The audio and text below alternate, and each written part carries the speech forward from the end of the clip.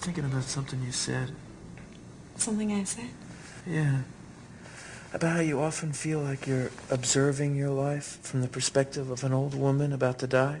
Do you remember that? Yeah. I still feel that way sometimes. Like I'm looking back on my life. Like my waking life is her memories. Yeah, exactly.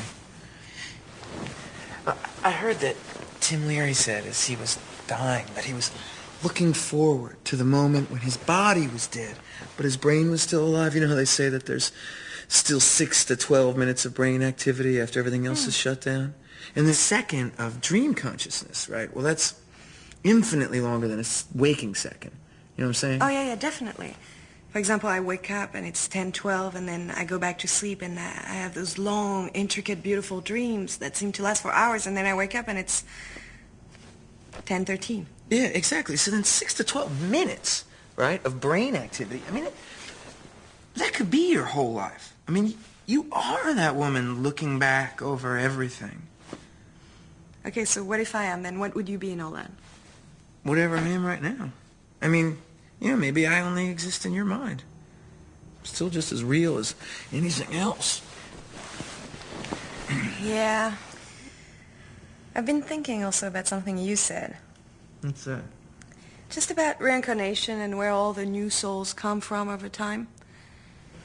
Everybody always say that they've been the reincarnation of Cleopatra or Alexander the Great. I always want to tell them they were probably some dumb fuck like everybody else. I mean, it's impossible. Think about it. The world population has doubled in the past 40 years, right? So if you really believe in that ego thing of one eternal soul, then you have only 50% chance of your soul being over 40. And for it to be over 150 years old, then it's only 1 out of 6. Right, so what are you saying? That reincarnation doesn't exist? Or that we're all young souls? Like what, half of us are first-round humans? I mean... No. What do you... No, what I'm trying to say is that... What's your point? Somehow I believe reincarnation is just a poetic expression of what collective memory really is. There was this article by this biochemist that I read not long ago, and he was talking about how when a member of a species is born, it has 1 billion years of memory to draw on. And this is where we inherit our instincts. I like that. It's like there's this whole telepathic thing going on that we're all a part of, whether we're conscious of it or not.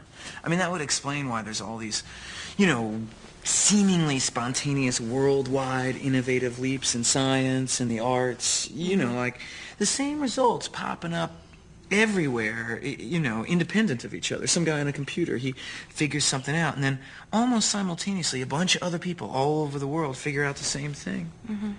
They did this study. They isolated a group of people over time, and they, monitored their abilities at crossword puzzles, right, and in relation to the general population. And then they secretly gave them a day-old crossword, one that had already been answered by thousands of other people, right, and their scores went up dramatically. Like 20%. So it's like once the answers are out there, people can pick up on them. It's like we're all telepathically sharing our experiences.